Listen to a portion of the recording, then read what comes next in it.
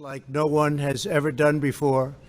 Hundreds of billions of dollars a year were lost dealing with China, especially over the years during the prior administration.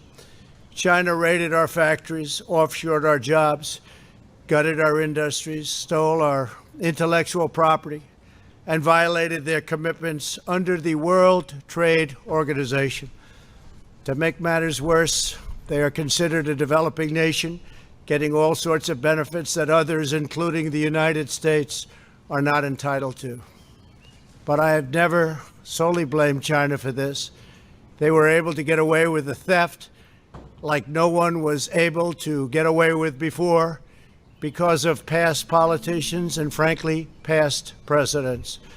But unlike those who came before, my administration negotiated and fought for what was right. It's called fair and reciprocal treatment. China has also unlawfully claimed territory in the Pacific Ocean, threatening freedom of navigation and international trade.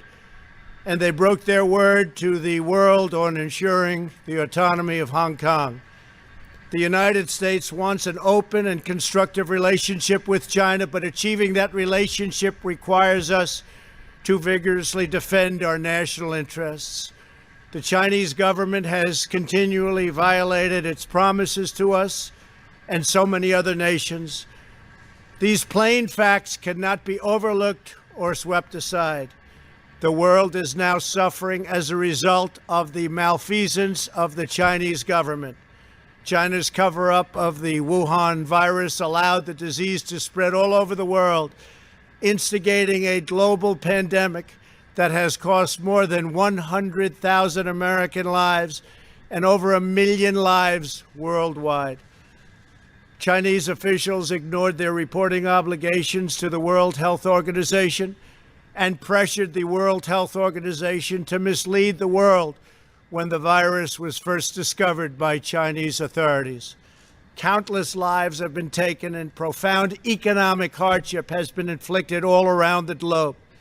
They strongly recommended against me doing the early ban from China, but I did it anyway and was proven to be 100% correct. China has total control over the World Health Organization, despite only paying $40 million per year compared to what the United States has been paying, which is approximately $450 million a year. We have detailed the reforms that it must make and engage with them directly, but they have refused to act. Because they have failed to make the requested and greatly needed reforms, we will be today terminating our relationship with the World Health Organization and redirecting those funds to other worldwide and deserving urgent global public health needs. The world needs answers from China on the virus. We must have transparency. Why is it that China shut off infected people from Wuhan to all other parts of China? It went nowhere else. It didn't go to Beijing. It went nowhere else. But they allowed them to freely travel throughout the world, including Europe and the United States. The death and destruction caused by this is incalculable. We must have answers, not only for us, but for the rest of the world.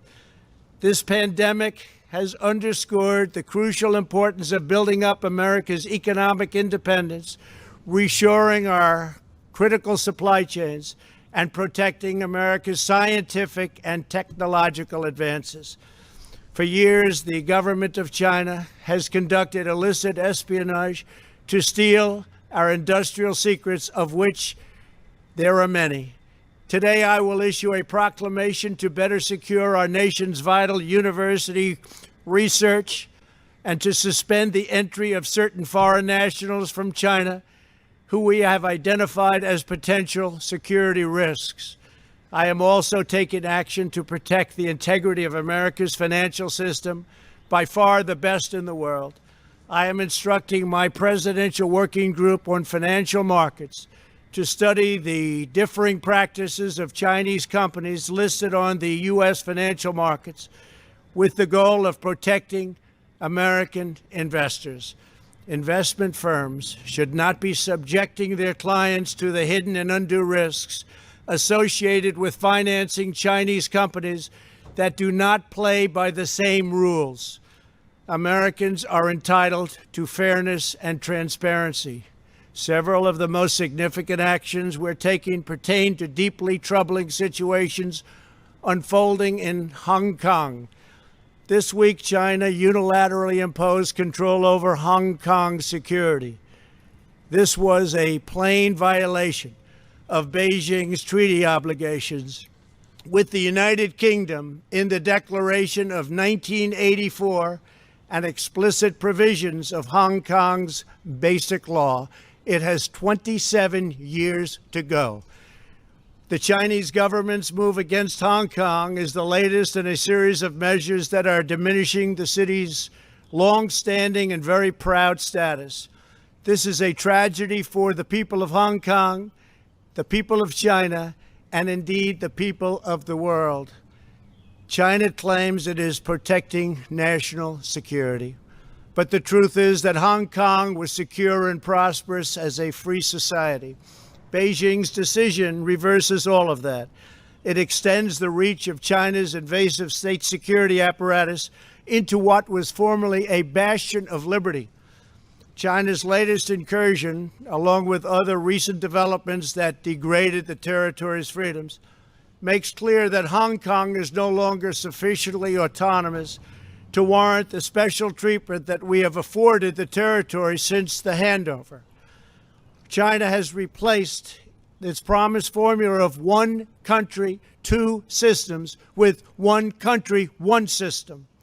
Therefore, I am directing my administration to begin the process of eliminating policy exemptions that give Hong Kong different and special treatment.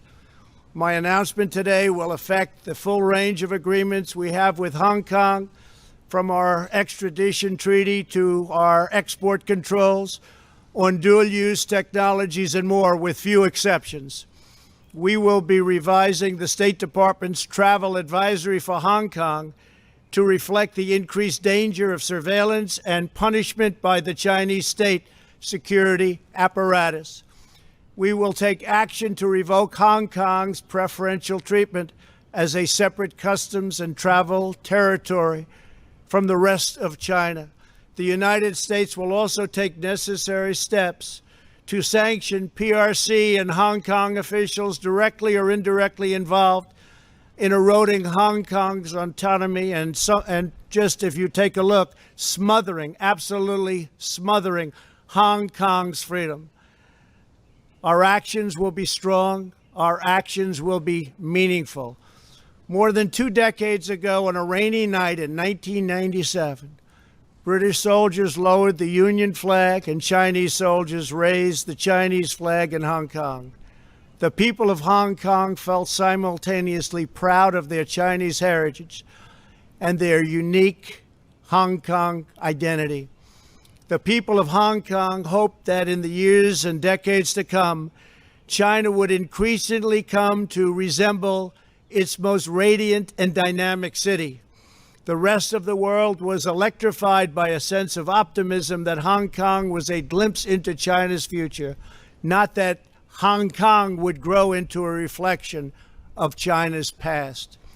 In every decision, I will continue to proudly defend and protect the workers, families, and citizens of the United States of America. Thank you very much. Thank you.